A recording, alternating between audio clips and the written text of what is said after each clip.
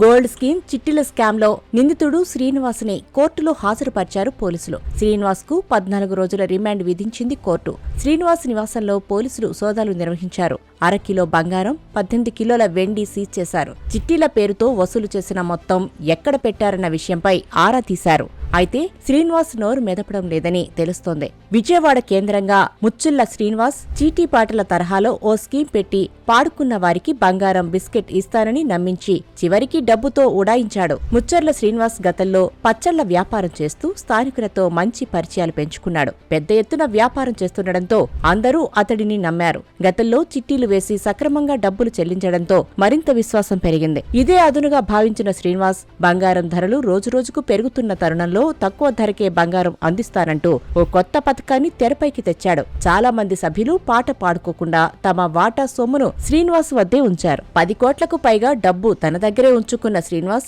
మోసానికి పాల్పడ్డాడు. బాధితుల ఫిర్యాదుతో అజిత్ సింగ్ నగర్ సిఐ వెంకటేశ్వర్లు నాయక్ నేతృత్వంలోని పోలీసు బృందం నిందితుడు శ్రీనివాస్ ని అరెస్టు చేసింది.